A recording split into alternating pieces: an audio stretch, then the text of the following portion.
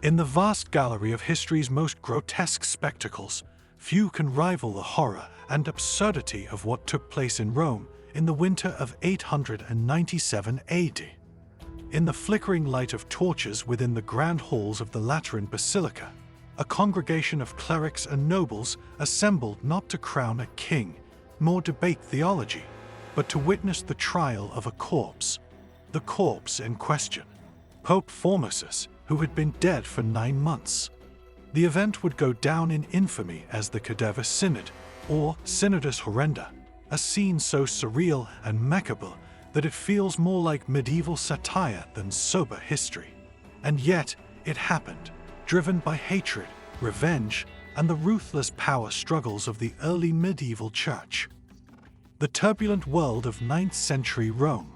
To understand how the Catholic Church found itself placing a decomposed pope on trial, one must first appreciate the chaos that gripped Rome in the late 9th century. The once mighty Carolingian Empire, which had briefly restored stability to Europe under Charlemagne, was disintegrating into squabbling petty kingdoms. Rome, meanwhile, was no longer the serene capital of Christendom, but a city ruled by intrigue, violence, and noble vendettas. The papacy itself had become a political prize fought over by powerful Roman families and foreign rulers. Instead of being the supreme spiritual authority, the Pope often found himself a pawn in brutal power games between the Carolingians, the Spolitans, and rival factions of the Roman nobility. Formosus, a controversial pope. Formosus, born around 816 in France, was an ambitious and skilled cleric who became Bishop of Porto, one of the suburbs of Rome. His intelligence and diplomatic skills made him a key envoy for the church, but also drew suspicion. In 875, he was excommunicated by Pope John VIII, accused of abandoning his diocese and harboring ambitions for the papal throne. He was eventually forgiven, and in 891, he achieved his long-sought goal, the papacy. Formosus' time as pope was defined by conflict. He took sides in the imperial rivalry between Arnulf of Carinthia, a Carolingian, and Lambert of Spoleto, backing Arnulf and inviting him to invade Italy and be crowned emperor. In 896, Arnulf entered Rome and was crowned by Formosus, but the triumph was short-lived. Arnulf fell ill soon after, returned to Germany, and left Rome vulnerable. Shortly after these events, Formosus died, likely of natural causes, but he had made powerful enemies. His successor, Boniface VI, lasted only 15 days before dying under mysterious circumstances, paving the way for Stephen VI, a puppet of the Spolitans, and the man who would orchestrate one of the most appalling acts in church history. Stephen VI and the politics of vengeance. Pope Stephen VI, sometimes listed as Stephen VII, was a staunch ally of the Spolitan faction.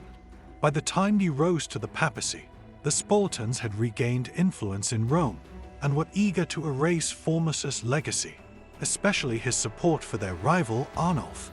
Stephen, whether out of political obligation, personal hatred, or madness, decided to carry out a public and symbolic humiliation of his predecessor.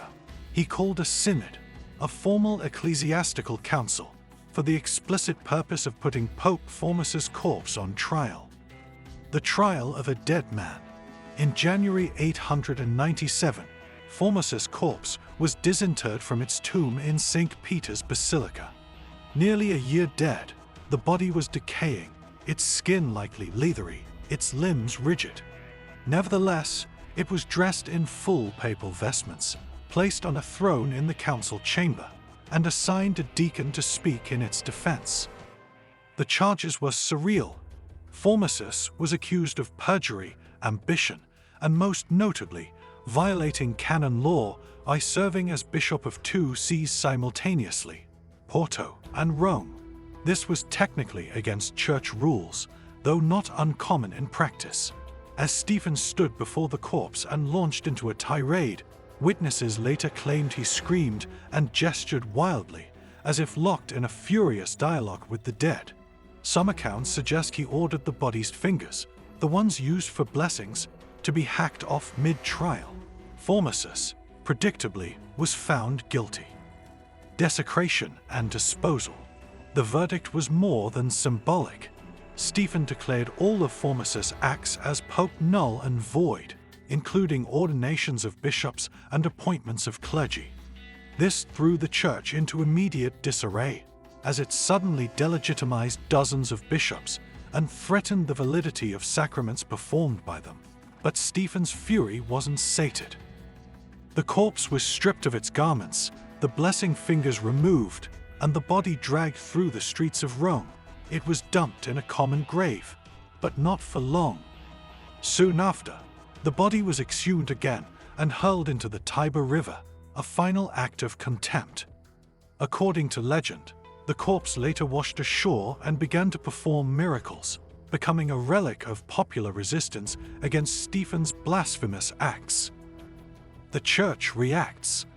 The public, already wary of the violence surrounding the papacy, was horrified. Even in an era of brutality, the Cadaver Synod was viewed as a monstrous perversion of justice. Riots broke out. Political tides shifted. Later that year, Stephen VI was imprisoned by a rival faction and strangled to death in his cell, a fittingly brutal end to a brutal reign.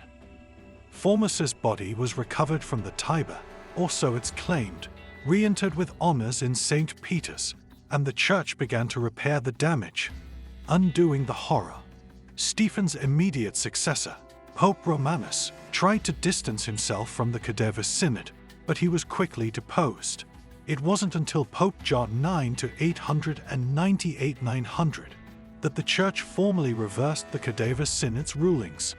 John declared the entire affair invalid, restored Formosus' decrees and ordinations, and forbade future trials of the dead. Yet the issue wouldn't fully disappear.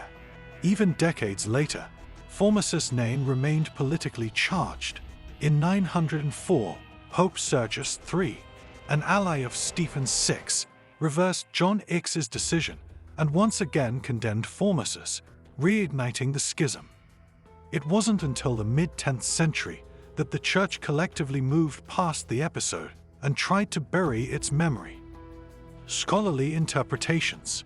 Historians and theologians continue to debate the Cadaver Synod's deeper meanings. Was it simply a grotesque political show, a mad pope's obsession, or was it part of a larger institutional crisis? Some argue that Stephen VI genuinely believed Formosus had violated canon law and, by extension, undermined the authority of the church.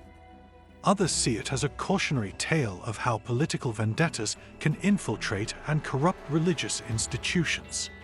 One unsettling truth persists: the entire apparatus of church law, synods, canon charges, formal trials, was mobilized for the purpose of damning a man who could not speak.